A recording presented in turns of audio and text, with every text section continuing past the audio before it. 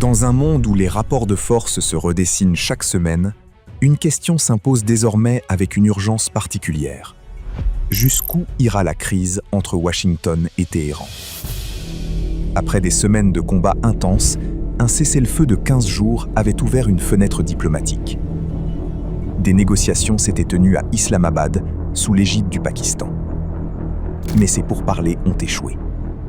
Et depuis cet échec, le monde retient son souffle. Face à l'impasse diplomatique, Donald Trump a choisi de ne pas relancer les frappes. Il a opté pour une stratégie différente, plus froide, mais potentiellement plus dévastatrice. Un blocus total de l'Iran. L'objectif est simple dans sa formulation, mais redoutable dans ses implications. Aucun navire ne pourra entrer dans un port iranien.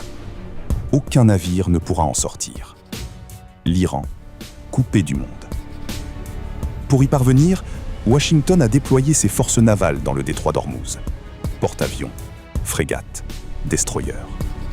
La présence militaire américaine y est désormais massive et opérationnelle. Dans un premier temps, Trump avait évoqué l'interdiction totale de navigation dans le détroit. Mais cette annonce a rapidement suscité une réaction inattendue. C'est précisément ce que l'Iran souhaitait depuis le début. En moins de 24 heures, Washington a revu sa position. Le blocus ne vise désormais que les navires à destination ou en provenance de l'Iran. Un recul discret, mais révélateur. Cette stratégie poursuit en réalité deux objectifs simultanés. Le premier est évident, isoler l'Iran, provoquer une crise alimentaire, paralyser son commerce extérieur, asphyxier son économie déjà fragilisée par des années de sanctions occidentales. Le second est moins visible, mais tout aussi important, cibler la Chine. Car Pékin était jusqu'à présent le principal acheteur de pétrole iranien. Une relation commerciale vitale pour les deux pays et totalement hors du cadre des sanctions occidentales. En fermant le détroit d'Ormuz aux tankers iraniens, Washington prive indirectement la Chine d'une source d'approvisionnement énergétique considérable. Un embargo qui, s'il tient, frappe Téhéran et Pékin en même temps. Mais soyons précis, l'Iran n'est pas sans ressources. Le pays partage ses frontières terrestres avec 7 nations, dont plusieurs appartiennent à la sphère d'influence russe.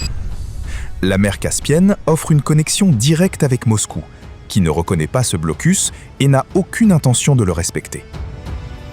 Les républiques d'Asie centrale, Kazakhstan, Turkménistan, Azerbaïdjan, pourraient servir de corridor alternatif pour des livraisons chinoises ou russes.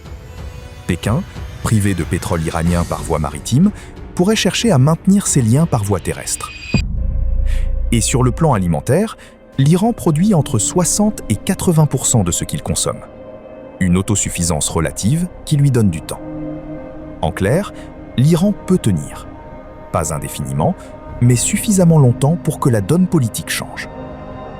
Car voici le paradoxe de cette stratégie américaine. Maintenir un blocus militaire dans le détroit d'Ormuz coûte des milliards de dollars par jour. Des milliards que Washington dépense sans le soutien de ses alliés traditionnels. Le Premier ministre britannique Keir Starmer a été clair. Le Royaume-Uni ne participera pas à ce blocus. La France et l'Allemagne gardent le silence. Un silence qui ressemble fort à une désapprobation. Sans coalition, sans soutien européen, combien de temps les États-Unis peuvent-ils maintenir cette pression? Et il y a pire encore. Si l'Iran décide, en réponse, de fermer sa propre portion du détroit, ce qui est dans ses capacités, Ormuz devient entièrement bloqué. Résultat, c'est exactement ce que Téhéran voulait depuis le début. La crise pétrolière mondiale s'emballe et la pression internationale se retourne contre Washington. L'Iran perd des batailles, mais il cherche à gagner la guerre de l'opinion mondiale. L'histoire nous a déjà offert ces leçons amères. Au Vietnam, les États-Unis ont tout détruit, tout bombardé, tout contrôlé pendant 19 ans. Et pourtant, ils en sont repartis sans victoire. En Afghanistan, 20 ans de présence militaire, de reconstruction forcée, de frappes chirurgicales. Et à la fin, les talibans ont récupéré le pays en quelques jours. Gagner des batailles, n'est pas gagner la guerre. En Iran, le schéma se répète. Washington a frappé les installations nucléaires, les raffineries, les infrastructures hydrauliques, les centres de commandement. Elle a même éliminé le guide suprême et une grande partie de la direction du régime. Des succès tactiques indéniables. Mais la question stratégique reste entière. À quoi ressemblera l'Iran dans 5 ans? Et qui en contrôlera le récit? Washington a lancé un nouvel appel à la négociation, même en plein blocus.